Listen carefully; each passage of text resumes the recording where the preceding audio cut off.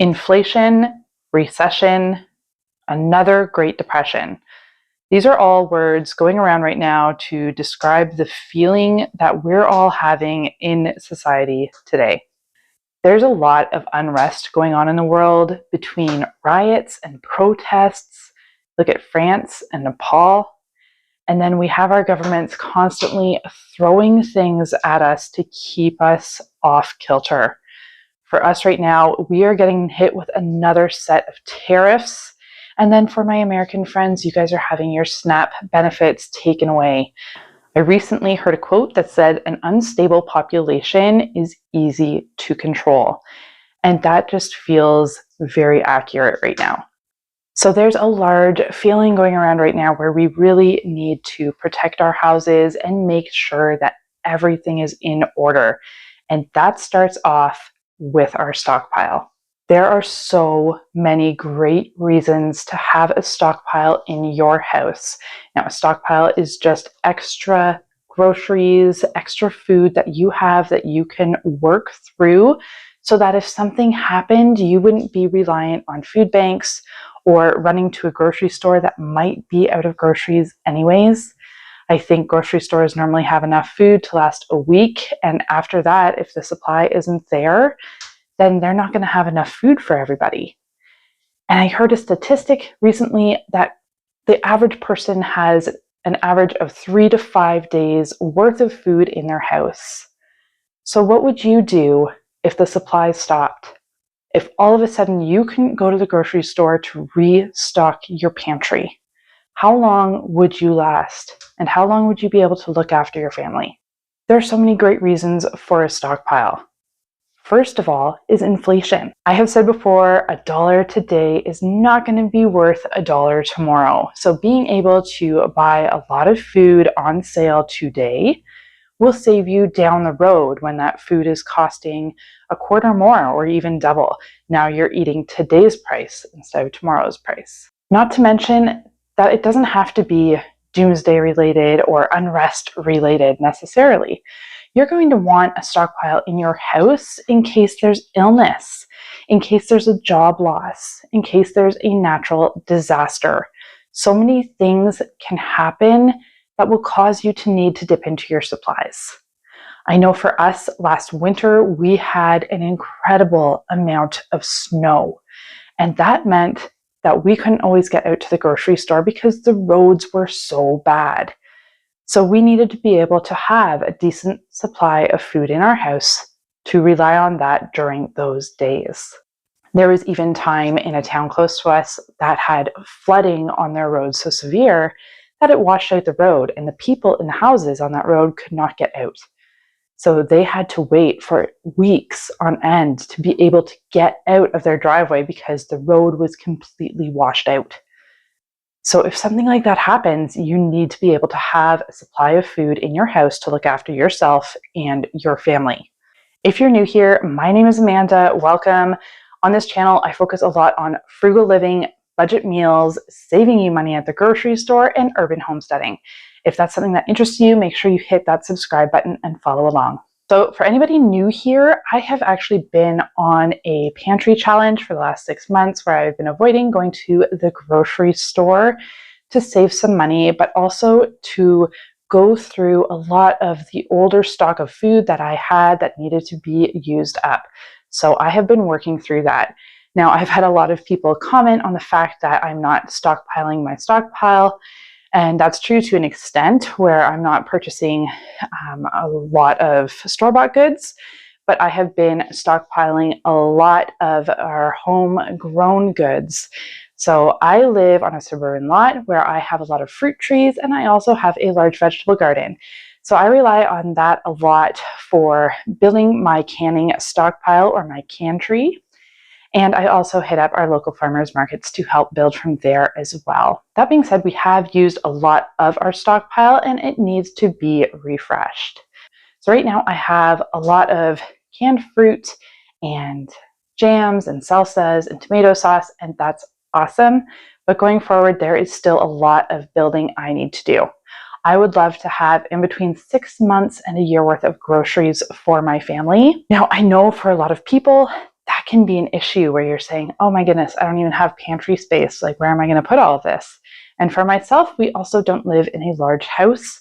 So we are also playing with where are we going to put all of this food? Because right now my pantry space is fairly much taken up. So I do need to be creative with where I find that. And sometimes that's in a china cabinet or my front closet where I keep all of our jackets, and I'll just find storage in there as well. So it's just about getting creative about where we're going to put it.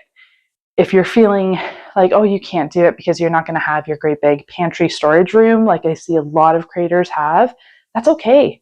You don't need the big pantry storage room.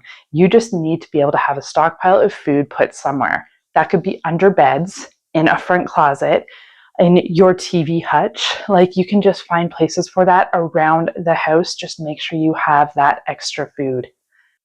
So again, for me, I am going to be adding on a lot over the winter. We have gone through a lot of our stockpile of canned beans, as well as all of our canned proteins. So that is something that I personally need to stock up on. I recently got a deep freezer, and I had shown my stock of clearance meat that I had gotten. And a lot of people were like, oh, that's going to go bad. You need to put that in food saver bags or whatever. Like, it's going to get freezer burnt. And I hear you, but I can also can that meat. So I have a lot of stewing beef that I got on clearance that I can can up, and then it's just ready to go. So that's going to be on my list of things to do. Right now for our stockpile, I don't think we'd even have 3 months of a supply. So it's definitely something that I want to continue to work on. I personally want to buy the clearance meat at the store and can it up myself instead of buying canned meat there. I believe I can do it cheaper, and I prefer it in the glass jars over the tin cans as well. But I definitely need to bump up our protein for our pantry because I do have very little of it. I have a lot of dried beans, but say there's something happen where the electricity goes out, I do have my wood stove that I could cook on, but it's just going to make things a little bit harder. So having canned beans around is so easy and so wonderful, and I can prepare them myself so I know they've been soaked properly. So for the next couple months, especially over the winter, I am going to be working a lot at increasing the proteins in my pantry and increasing my stockpile. Like I said, I would love to get up to 6 months to a year, and I'm going to figure out exactly where I'm going to put that food. Like some of you guys, I'm going to have to store that in some odd places. So I'll make sure I keep you guys updated on where I'm figuring out what we can do with our stockpile and where I can put it. But right now, I'm going to take you guys on a little tour and show you what I've got. So this is a pantry that I have in my dining room here. It's where I keep a lot of my canned goods. So like I said, I kind of have food all over the place. This is more of a longer term stockpile, so it's not my working pantry that I'm going through every day. But you can see that I have a lot of canned peaches, pickles, tons of dried herbs and spices and teas and such here. And then I've got more canned fruit and beets and salsas and corns up here. I do kind of have my canning all over the place, so you're going to see some of this stuff in other places as well. And then I've got a lot of diced tomato down here. So I do have some home canned or some store canned stuff here as well. This stuff we're still working through. It's rather old, so that's kind of the stockpile that I was working through on my challenge. So back here, you can see that I do have canned chickpeas up here, but it's more corn, it's more jams, canned fruits, tomato sauce, and salsas. So I need to beef up on my broth, on my meat, on my beans. Now, if you've been following me for a while, I do a lot of budget groceries and saving money at grocery stores and things like that. So I'm not really going to run out and start buying a ton of stuff. I might do a couple of grocery hauls like that, but for the most part, I need to be building my stockpile more on a budget. So again, there's a lot of people that look at the prepping and they're like, I can't do that. I can't just run out and spend $300, $400 on a stockpile. And I get that. Sometimes it needs to be a slow build. So that means every time you go grocery shopping, you're going to take an extra $10 or $20 and you're going to buy something extra. So maybe that's some extra canned soup. Maybe that's some extra crackers or cereals or oatmeal, or pastas or beans. But it's going to be something extra that you are purchasing each time you go grocery shopping, so that you can just stick that aside, and even if it's $5, you can buy a couple bags of pasta for $5 and just stick it aside. Make sure that it's there. And then you're going to go through that stuff first. So you put it first, and then each time you stockpile, you put it behind, so that you're continually working through the stuff at the top. Something else that I need to get better at is having a system where I think I'm going to write down an inventory so that I can constantly keep track of what needs to be worked through, what I need to purchase more of, that sort of thing. So a lot of people go by the rules of 3. So that's like one you can use now, one you can use in a little bit, and one for later down the road. So you're going to have at least 3 of an item in your house at all times. And once you work through one, you go and get another. Now, this isn't great for long-term storage, but it's a great start when you're just starting out doing this. For myself, I want to be able to look after my family. I don't want it to be a struggle or a panic should something happen, and then we have to go and rely on a food bank or on a grocery store. And how long are the food banks going to have food for when something like this happens? It's not going to be long. So then all of a sudden, where's your family? Are they going to be relying on government assistance? Is the government assistance going to come through? And if so, when? So having that stockpile in your house, even if it's just a little bit, to be able to get through longer than a week, that is a start. Use whatever space you have. So over the next coming months, I'm going to bring you guys with me as I am building up my pantry from a less than 3 month supply of food up to 6 months to a year supply. For starters, for myself for today, these bags of carrots were on for 88 cents a bag at the store. Normally they go for almost $3 a bag.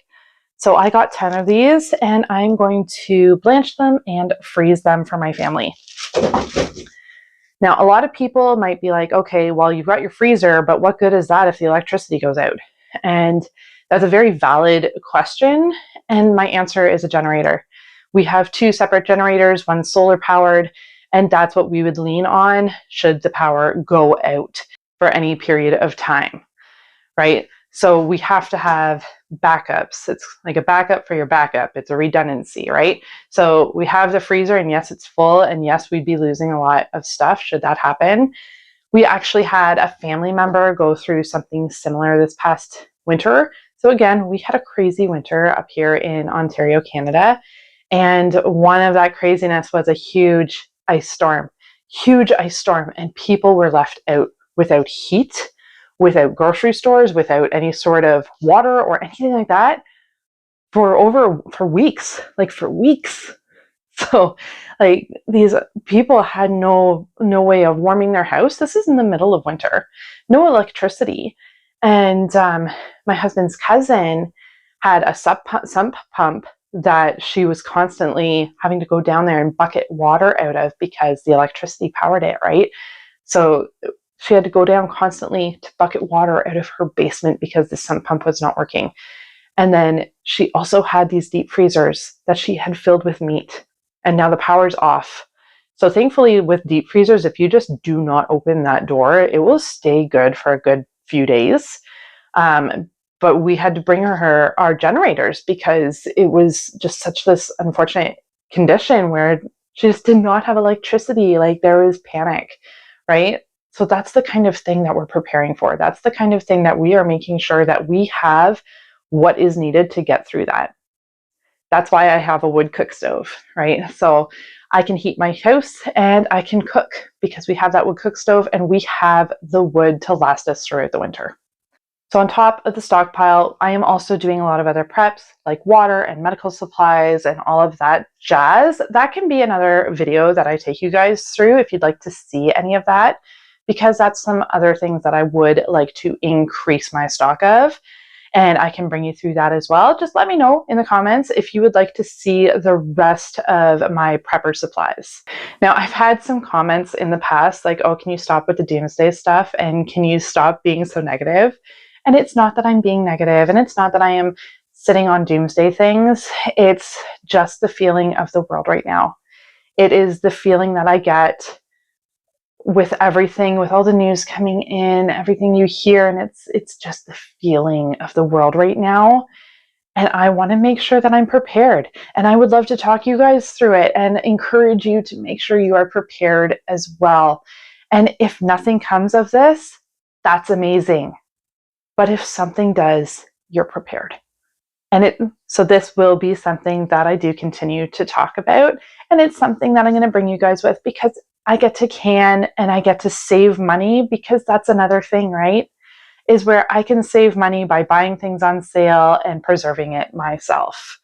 So it's not just about doomsday. It's about saving money. It's about budgeting, and it is about protecting my family. There's so much more to this than just your regular doomsday prepping. So make sure you're following along, and I will show you everything I am doing to build my pantry and my grocery store in my own house. I feel like a lot of influencers will show you the end product. Like, here's the grocery store I have in my house because, I canned all this stuff, or I bought all this stuff, and here it is, and it's big and beautiful, and it has its own room. But I'm going to take you through my whole process from basically starting off to up to 6 months to a year's worth of food that we can shop at all the time. So make sure you hit that subscribe button and follow along. I'm going to link a playlist right here with all of my past videos relating to prepping. Make sure you can check those out. There's lots of information there, and you get to see what my past pantries have looked like. Thank you guys so much for being with me here today, and I'll see you guys next time.